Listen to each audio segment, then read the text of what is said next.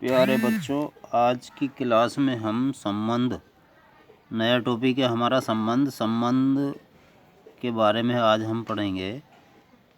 संबंध क्या है? संबंध को हम अंग्रेजी में रिलेशन माना दो समुच्चय ए तथा बी इस प्रकार हैं, यानी कि समुच्चय ए बराबर ए कोमा बी कोमा सी और समुच्चय बी बराबर 1, 2, 3, 4, 5। दो समुच्चय हैं आपके। समुच्चय ए को हम इस प्रकार से मैपिंग रूप में दिखा सकते हैं। सेट ए के यानी समुच्चय ए के एलिमेंटों को हम एक उसमें लिख लेते हैं और घेरे के अंदर, और दूसरा समुच्चय बी में हम दूसरे घेरे के अंदर लिख लेते हैं। दूसरे सेट के एलिमेंट लिख लिए। ए की जो ए का प्रतिबिंब 1 पर बनता है, बी का प्रतिबिंब 2 पर बनता है, सी का प्रतिबिंब 3 और 4 पर बनता है। 5 खाली है, कोई नहीं, 5 खाली रह सकता है। अब कार्तीय गुणनफल हमने पिछली वीडियो में, पिछली क्लासों में कार्तीय गुणनफल को के बारे में डिस्कस किया था। जैसे ए क्रॉस बी, तो सेट ए और सेट बी का मैं ए क्रॉस बी निकाल रहा हूँ। यहाँ ए क्रॉस बी निकाल रहा है हमें, तो ए क्रॉस बी निकालेंगे तो A,1 A,2 यानी कि ए के इन पांचों एलिमेंटों से बी के पांचों एलिमेंटों से इसका मल्टीप्लाई होगी, यानी A,1 B A,2 A,3 ऐसे बी के, ऐसी इसी प्रकार से सी के। तो कितने कुल टोटल जो होगा, टोटल क्रमित युग्म जो बनेंगे वो हमारे ये 15 होंगे।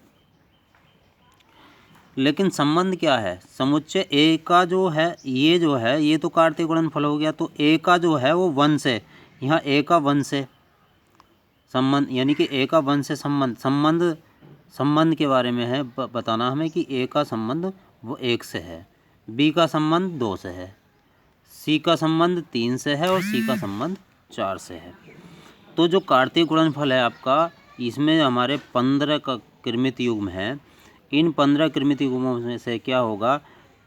A,1 तो A,1 B,2 B,2 भी इसमें होगा। देखो B,2 एरिया, फिर आएगा C,3 और C,4। तो ये जो क्रमित युग्म है वो इस कार्तीय गुणनफल के क्या हैं? उप समुच्चय हैं। क्या है? उप समुच्चय। तो इसलिए समुच्चय ए तथा बी में संबंध कार्तीय गुणनफल ए क्रॉस बी का एक उप समुच्चय होता है।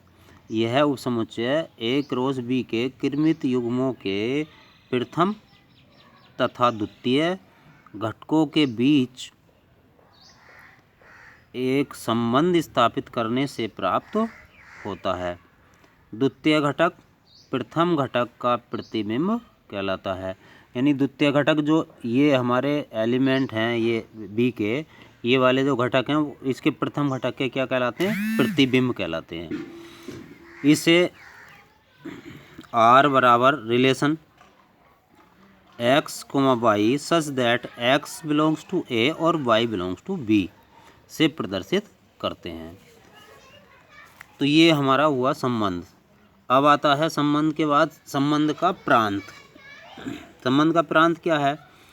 जो संबंध है हमारा, उस संबंध में क्या है? प्रथम घटक के सभी अवयवों का समुच्चय, यानी प्रथम घटक के जितने भी एलिमेंट हैं उनका जो समुच्चय आएगा वो संबंध R का प्रांत कहलाता है। जैसे अभी सेट ए है आपका, ये है, और ये मैपिंग है आपकी, ये संबंध है। जहाँ ये संबंध है तो इस संबंध में क्या है? जो ए बी और सी सेट ए के अवयव हैं, ये इस संबंध के क्या कहलाएंगे? ये इस संबंध के प्रांत कहलाएंगे। प्रांत होगा। इसी प्रकार से अब है आपका संबंध का परिसर। परिसर में क्या